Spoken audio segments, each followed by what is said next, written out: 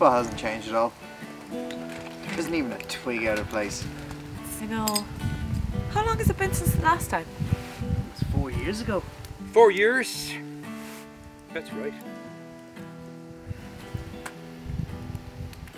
About 4 years, that's about it. Does anyone have a pillow?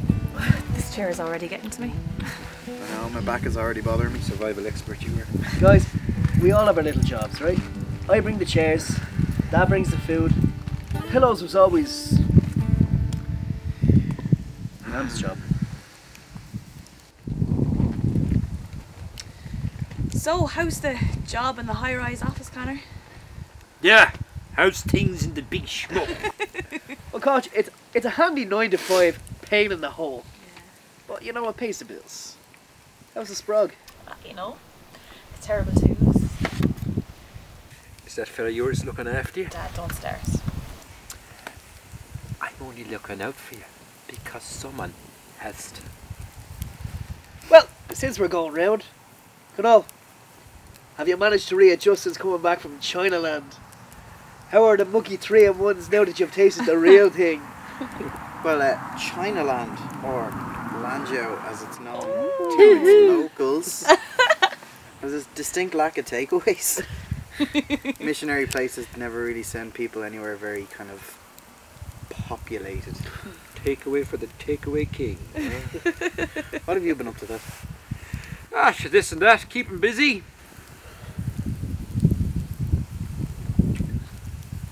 Keeping out of trouble. Do you know, I am glad that we could get together here like we used to. Who knows, we'll ever get together like this again. Happy to that. So, you haven't been up to much at all? No, I'm an old man. What are you laughing at? No. No more stories like we used to. Sure, still all the old stories. They were the best ones. No shortage of them. Oh, Dad, do you remember all the stories about Cuchulainn and Fina? I haven't heard one of them in an age. Well, matter of fact, I have one for you. Come on. Go on. Breaking them out for this special occasion. Did I ever tell you the one about King Tig? No? I don't think so. His eldest son Rory was a brave and powerful warrior with a skill with the bow that could not be matched by any other.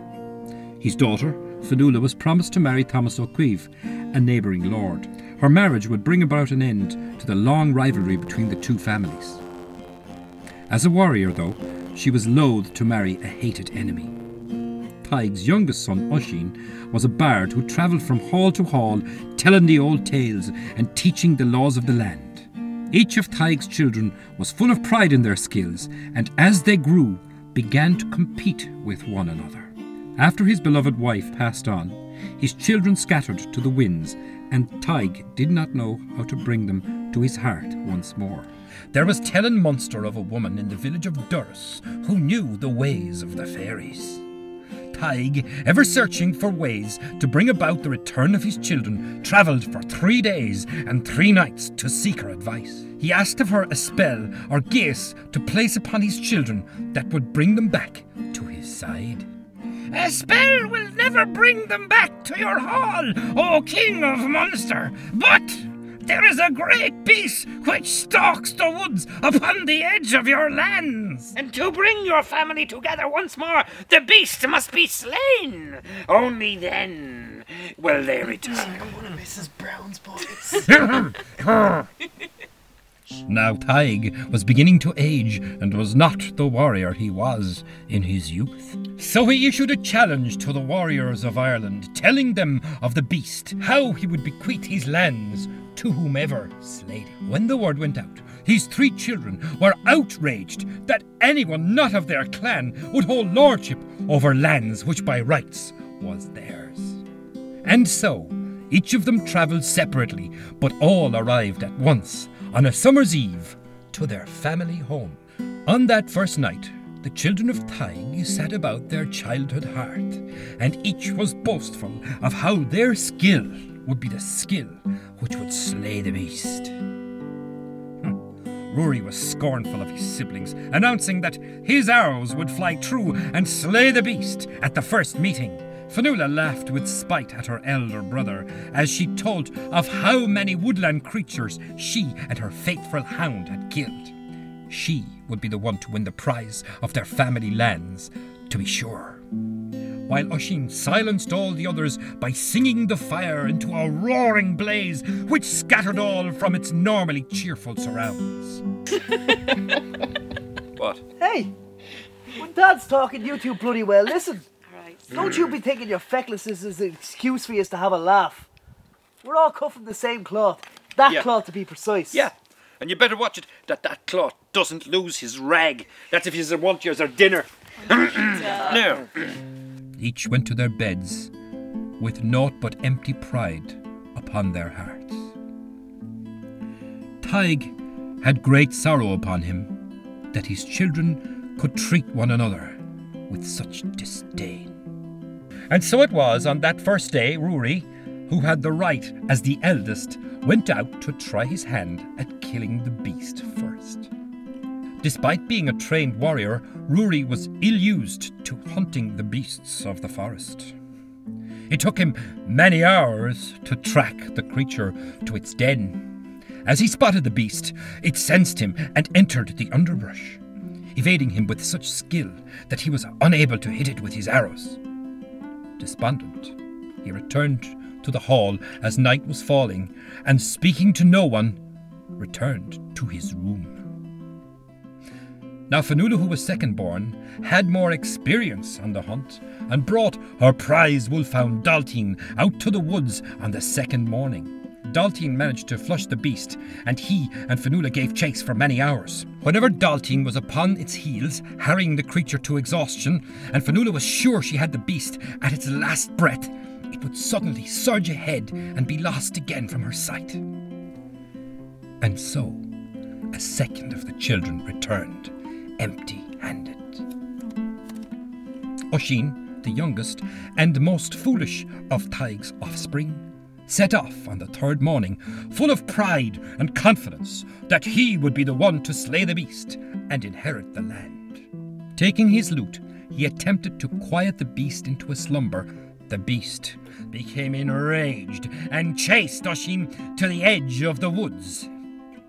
Bursting through the doors of the great hall, Oisin caused commotion with his cries for help.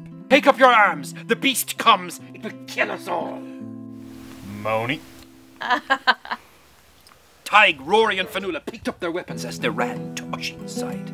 Looking to the edge of the wood, they were all struck with fear as each finally saw the beast in daylight. Ever before it had been hidden within the shadows of the forest, and so they had never marked the beast's great height, fearsome claws, and the many sharp teeth which lined its jaw. It loped towards the hall on all fours, covering huge tracts of land with every second. Tig and his children barely had time to steel themselves before it was upon them, each fighting for their own protection, not paying any heed to the others around them. It swiped and roared, seeking any chance opening to bring down one of the warriors it battled. They harried the beast for hours, but could not seem to best it. Tig could no longer hold his shield high, his arms beginning to tire. It had been many years since he had fought thus. Seeking its chance, the beast lurched forward and tore at his shield, knocking it to the ground. Tig could smell its rancid breath upon him as it clawed and bit, striking him in the chest with its huge maw.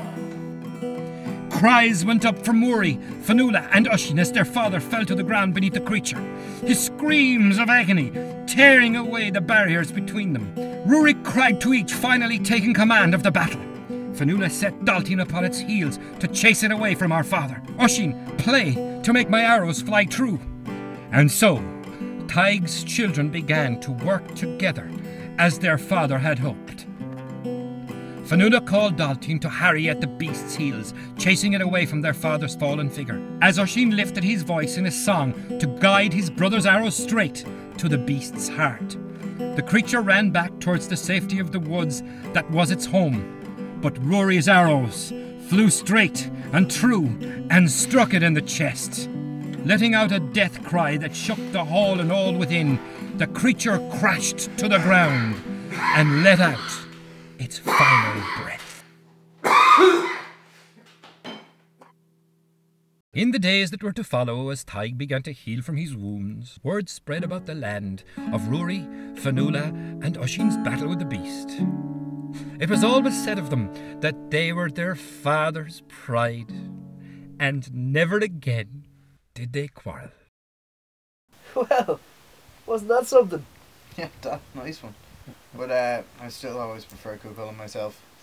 Then again, I have always wanted a bow and arrow more than a hurl and slither. Oh, yeah. Well, hold on now. You never told us what happened to Tig in the end. You're going to have to give me another beer if you want to know that. Come on, so. And whatever happened to Fionnuala? Did she end up marrying Thomas what's-his-face in the end? No. She didn't. She was strong enough to manage on her own. Alright then, what happened to your man Oisin? After battling the beast, he endeavoured to become less foolish and grew up to be a scholar. And Rory became wise like his father, and went on to become one of the most respected kings in all of Munster. Ah, well, good for him. But seriously, Dad, what happened to Tig?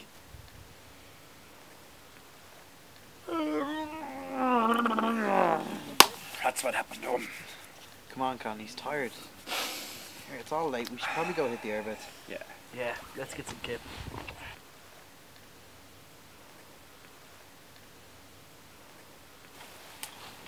Isn't that... Wasn't there something you wanted to tell us tonight? No, nothing that can't wait. Give you that. Love you too.